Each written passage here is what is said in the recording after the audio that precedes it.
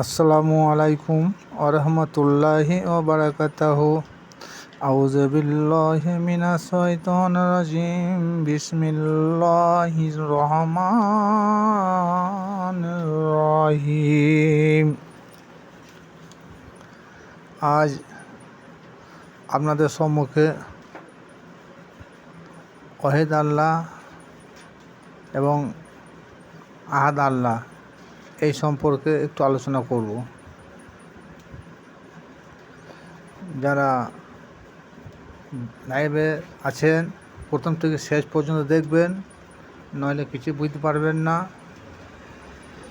কিছুক্ষণ দেখার পর যদি না দেখেন তাহলে হয়তো খারাপ মন্তব্য করবেন। সম্পূর্ণ ভিডিওটা না দেখে খারাপ মন্তব্য করবেন না। যদি কিছু বলার থাকে বলবেন, মানুষ মাত্রাই ভুল, হয়তো আপনাদের মাধ্যমে আমি জ্ঞান পেতে পারি। আমরা ছোটোবেলা থেকে মোল্লাদের মুখ থেকে শুনে আসছি যে কুল হু আল্লাহু আহাদ, সূরা ইখলাস, এর বাংলা অর্থ হলো আল্লাহ এক বা অদ্বিতীয়। এখন গবেষণা করে দেখা যাচ্ছে যে আল্লাহ এক নয়, আল্লাহ হলেন একক। আল্লাহ যদি এক হতো তাহলে আহাদ আল্লাহ না হয়ে ওয়াহিদ আল্লাহ লেখা থাকতো, কিন্তু তাহা লেখা নাই। ওয়াহিদ মানে এক এবং আহাদ মানে একক। এক আল্লাহ এবং একক আল্লাহ দুটি শব্দ কিন্তু একই নহে। এজিদের পুষা নামধারী তৎকালীন যুগে কিছু আলেম মোল্লা সম্প্রদায় এটাকে খিচুড়ি পাকিয়ে এক করে দিয়েছে। শুধুই আরবি পড়া ও জানার নাম আলেম নয়। তাই যদি হতো বর্তমান আরব দেশে প্রতিটি ঘরে ঘরে আলেম তৈরি হতো, কারণ তাদের মাতৃভাষাই আরবি।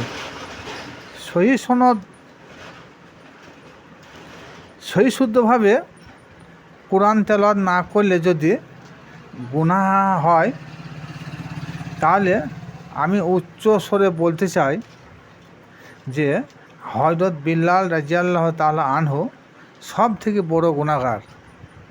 একা বলো নাউজুবিল্লাহ। আমি কেন বলা, আমাদের বোঝাবার জন্য বলতে বাধ্য। আমার এই কথাটা কেউ মানতে পারবেন না, কেউ আমরা মানতে পারবো না। কেন আমরা মানতে পারবো না? তিনি তো কোরআনের আয়াত অস্পষ্ট উচ্চারণ করতেন, অথচ তিনি আশারে মুবাশশিরার মধ্যে একজন, অর্থাৎ 10 জন জান্নাতবাসীর মধ্যে একজন। তখন কি বলে জানেন এই মোল্লা দলের লোকেরা? ইন্নামাল আমালু বিন্নিয়ত, অর্থাৎ আল্লাহ অন্তরের খবর দেখে কাল কিয়ামতে বিচার করবেন। যাক, এদিকে আমি আর সময় নষ্ট করছি না, মূল বিষয়ে ফিরে যাচ্ছি। আহাদ আল্লাহ আল্লাহ এক, এই শব্দটা হলো বহুবচন। আবারও বোঝার চেষ্টা করুন। সূরা ইখলাসে যে আল্লাহ বলেন আহাদ আল্লাহ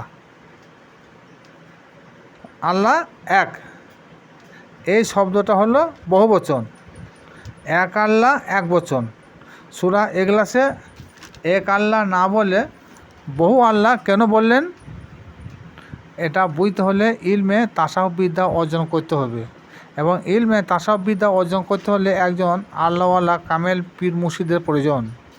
জগৎবিখ্যাত মাওলানা রুমি তিনি গাড়ি গাড়ি কিতাব পড়ে শরীয়তের জ্ঞান অর্জন করেছিলেন, কিন্তু ইলমে তাসাউফ বিদ্যা অর্জন করার জন্যে নিজের আমিত্বকে বিসর্জন দিয়ে এক নিরক্ষর অশিক্ষিত পাগলের নিকট বায়াত গ্রহণ করেছিলেন।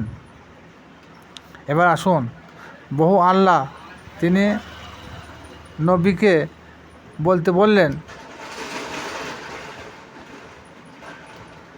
হে নবী তুমি বলো আমার আল্লাহ এক নয় একক।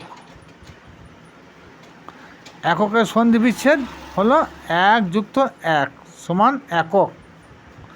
তারপরে আয়াতে আল্লাহ বলেন আল্লাহুস সামাদ, অর্থাৎ আল্লাহ কারোর মুখাপেক্ষী নহে। আমরা সবাই কিন্তু আল্লাহরই মুখাপেক্ষী, অর্থাৎ তিনি কারোর উপর ভরসা করেন না। সবাই আমরা আল্লাহর উপরে ভরসা করে থাকি। আল্লাহ একক বলার অর্থ কী? আল্লাহর একক বলার অর্থ হলো পৃথিবীতে কম বেশি 800 কোটি মানুষ বাস করে। তার মধ্যে কেহ মুমিন, মুসলমান, ইহুদি, খ্রিস্টান, হিন্দু, বৌদ্ধ, পৌত্তলিক, সাবি ইত্যাদি ইত্যাদি সম্প্রদায়ের লোক বসবাস করে।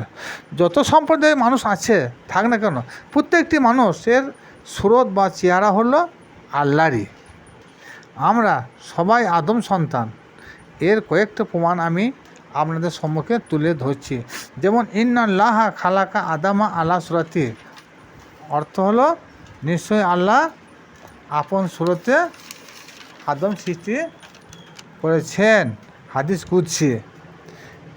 এরপর সূরা ইনফিতার এই আয়াতে আল্লাহ বলেন ফি আইয়ি সূরাতিম মাসারাকাবাক, অর্থ আপন আকৃতিতেই তোমাকে আমি সৃষ্টি করেছি। আল কুরআন, এই তফসিরটা হলো কুরআন দশম নামক তফসির।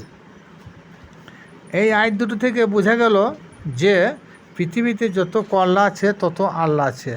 এটা তিনার সব থেকে বড় কুদরতি ক্ষমতা। পৃথিবীর সকল মানুষের গঠন প্রণালী যদি আল্লাহর কিন্তু কেহ কাহারও মতো নহে। পৃথিবীতে সকল মানুষের গঠন প্রণালী যদি আল্লাহর কিন্তু কেহ কারোর মতো নয়। যেমন একজন জব্বার অপর জব্বারের চেহারার সহিত মিল নাই। একজন রহিম অপর একজন রহিমের সহিত চেহারা মিল পাওয়া যায় না। এই জন্যই বলা হয়েছে আল্লাহ অদ্বিতীয় বা একক আল্লাহ। পৃথিবীতে একটা মানুষ এক রকম, এই জন্যই বলা হয়েছে আল্লাহ একক। আবার বলছি, একক মানে বহুবচন। ডিকশনারি খুলুন, বুঝতে পারবেন। কিন্তু মোল্লাদের ফাপড়ে পড়লে যেখানে আছেন সেইখানেই থাকবেন, ওপরে এক পদ অগ্রসর হতে পারবেন না, কারণ এদের নাই গবেষণা। যদি গবেষণা থাকতো তাহলে মাওলা আলীকে 4র্থ নম্বরে খেলাফতের পদে বসাতেন না। এরা কারা করেছেন জানেন? ওই মোল্লার গোষ্ঠীরা গোলাম হয়ে বাদশাহী পদে বসতে চায়।